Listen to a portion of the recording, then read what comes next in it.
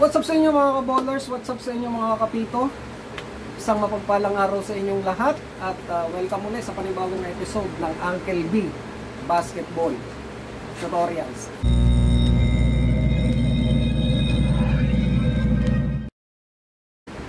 Sa video ito mga kaballers, mga kapito, ay pag-uusapan natin ang disqualifying foul sa ilalim ng Article number 38 ng FIBA Rules and Regulations. Of course, nasa OBR yan at saka OBRI, Official Basketball Rules at saka Official Basketball Rules Interpretation. Okay? Hindi na natin pakakahabain pa, no? Hindi na natin pahabain ng vlog na to para maintindihan natin ang tinatawag na disqualifying foul sa ilalim ng Article number 38. Sisimplihan lang natin ang pagpapaliwanag. Okay? Para mas lalong maintindihan ng mga viewers natin, ng mga subscribers natin, lalong-lalo yung mga kapito natin dyan, ng mga bago pa lang sumisibol ng mga referee sa mga panahon na to. At syempre, para doon sa mga players na mga sumusuporta sa atin, para malaman din nila ang tinatawag na rules and regulations na to regarding sa disqualification or disqualifying foul sa ilalim ng Article number 38. Ngayon mga ballers, sa ilalim ng rules and regulations ng FIBA, ang disqualifying foul ay tinatawag yan na contact at saka non-contact foul. Ibig sabihin, sinasabi rin na flagrant, unsportsmanlike action. Okay? So pag sinabi nating flagrant, unsportsmanlike action, pwede yan contact foul, pwede yan non-contact foul. Okay? Ngayon, ang tanong, sino ba ang pwedeng magawaran o makakommit ng tinatawag na disqualifying foul sa loob ng basketball court? Sinasabi sa rules and regulations na to na lahat ng member ng team, okay, yung mga active players, yung mga tinatawag na substitute players, eliminated players, head coach, first assistant coach, at saka yung mga taong pinahintulutang umupuro sa bench area na members ng team, lahat sila pwedeng makakommit o pwedeng mahatulan ng tinatawag na disqualifying foul. Okay? Ngayon, pag-usapan natin ang tinatawag na non-contact. Okay? Ito yung mga pag-uugali ng mga players at saka members ng team pag sinabing non-contact.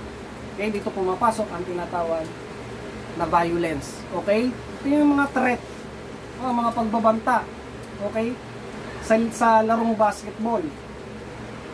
Okay? Nagbabanta ang members ng team, players man yan, or tinatawag na mga members ng team na pinahintulutang umupuro sa bench area, pwedeng mag-threat ng violence at nakikita yan, at pag nalaman yan ng mga referees, pwede kayong hatulan ng tinatawag na disqualifying foul. Okay? Immediate action or yung tinatawag na desisyon ng referee tungkol sa tinatawag na threat of violence. Okay? So, non-contact yan. Ibig sabihin, yan ang tinatawag na behavior o pag-uugali ng mga players at saka members ng team sa loob ng basketball court. So, pwede kang disqualify yan ng mga referees. Lagi natin tatandaan yan. Ay mga kaballers, mga kapito, simple as that ang disqualifying foul. Okay? Pag tinatawag ng mga threat of violence na yan, hindi yan nagte-technical ng referees dyan, lalo pag tinatawag na inaano mo na yung referee, pinagbabantaan mo na yung referee. So, automatic yan, itatapong ka ng referee. Okay? Yun yung word na ginagamit ng mga referees kapag mayroong tinatawag na disqualifying foul, tatapon ka nila. May mga ballers, mga kapito, pag sinabi naman natin disqualifying foul, contact foul, okay? Ito yung talagang flagrant na action ng isang player sa loob ng basketball court na kumbaga talagang ang intention mo ay makasakit talaga sa player. Okay? Karamihan dyan, ang tinatawag ng mga referees sa unang desisyon ay unsportsmanlike behavior. Okay? Pero na-upgrade yan kapag nagkaroon ng huddle o pag-uusap ang mga referees na hindi na dapat ipasok sa tinatawag na unsportsmanlike foul, at diretso yan na ina-upgrade papunta sa tinatawag na disqualifying foul. Ibig sabihin, ang referee pa rin ang magdidesisyon kung i-upgrade yan. Kapag nakita talaga nila at napag-desisyon na nila na ang ginawa mo ay tinatawag na flagrant unsportsmanlike foul. Okay mga bowlers, mga kapito, lagi natin tatandaan yan. Okay? Hindi lang yan. Ibig sabihin, yung mga members pa rin ng team na nandoon sa tinatawag sa nasa bench area, okay? Kapag makakita ang referee ng tinatawag na mga contact foul dyan, na nandoon kayo, okay, sa bench area, gumawa kayo ng aksyon na contact foul, during na naglalaro, may sinaktang kayong opponent nyo, pwede kayong mahatulang ng disqualifying foul. Kaya mga ka-bowlers, mga kapito, so sana maliwanag eh. Ganun lang kasimple ang tinatawag na disqualifying foul. Ngayon naman regarding sa penalties, pag pinag-usapan natin ang penalties ng disqualifying foul, ay meron yan 2 free throws. Okay? With no line-up. Walang line-up yan. Pag non-contact, ang tinatawag na disqualifying foul, kung sino yung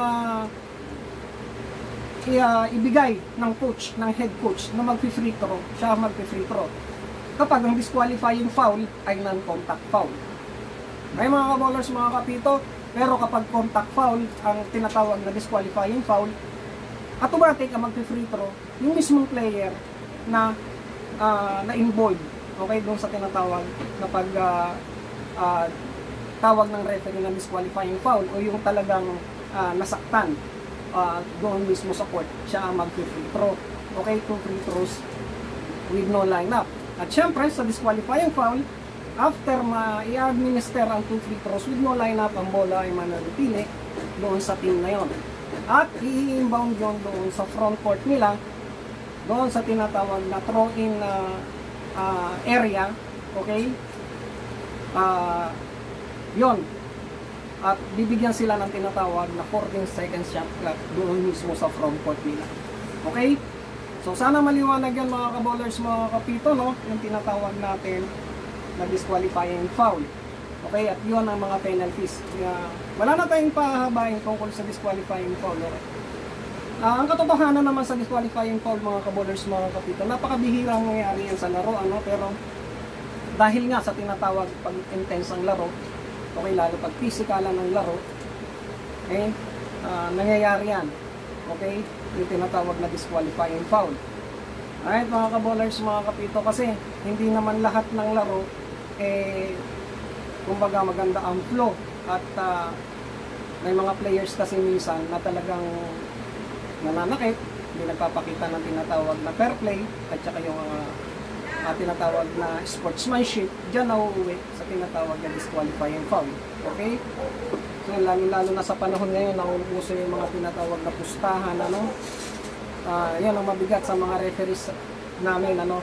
Katulad kong mga referees na during na may mga laro ng basketball at nagkakaroon ng tinatawag na pustahan, so nagkakaroon ng tinatawag na mga disqualifying foul dahil iba na yung intensyon ng mga players eh. Okay?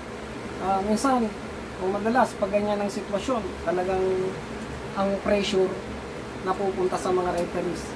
May mga bowlers, pero yan, may mga batas na isinulat ang FIBA rules and regulations regarding sa mga ganyang sitwasyon. So sana maintindihan nyo na kailangan sundin natin nyo para karon ng pagkatuloy-tuloy na laro ng basketball. Dahil kapag dumating ang point na talagang hindi na maawat ang mga player sa loob ng basketball court at hindi na kumbaga sinusunod ang mga referees, nagkakaroon na ng tension sa aming mga referees. Ang mga supervisors namin, yung mga head namin na referees na nandoon, wala tayong magagawa, ipapatigil nila ang larong basketball dahil kailangan din ang safety ng mga referees. So lagi natin tatandaan yan mga ka-bowlers, mga kapatid. Kasi kami mga referees, as long as na gusto namin ibigay ang tinatawag na high level officiating sa larong basketball. Okay? Lalong-lalo na kapag ang mga naglalaro ay talagang mataas naman ang level ng laro ng basketball. Okay? Pero during na pagbibigay ng mga referees ng tinatawag na high level officiating, yung mga players naman hindi high level yung nila, yung approach nila sa laro. Okay? Mainit sila sa laro, nawawala ang kanilang disiplina at nagkakaroon ng pambabastos at nagkakaroon ng mga ibig sabihin na pananadyang pananakit sa mga kapwa nila manlalaro at syempre pambabastos, direktang pambabastos sa mga referees. Kaya, naigagawad ang tinatawag na disqualifying foul na yan. Okay mga kaballers, mga kapito, so sana naiintindihan natin ang ating topic ngayon. Simple as that, ang disqualifying foul sa ilalim ng article number 38. Okay? Hindi na natin kailangan isa-isahin ang mga definition, okay, ang mga penalties na yan, at saka doon sa tinatawag na violence pagdating sa tinatawag na disqualifying foul. So yan lang, ganun lang, kasimple. Intindihin natin ang disqualifying foul.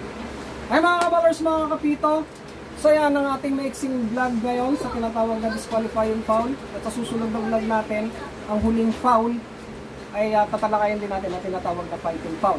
Ay mga kaballers, mga kapito, shoutout na lang lahat sa ating mga solid subscribers, solid followers ng channel na to.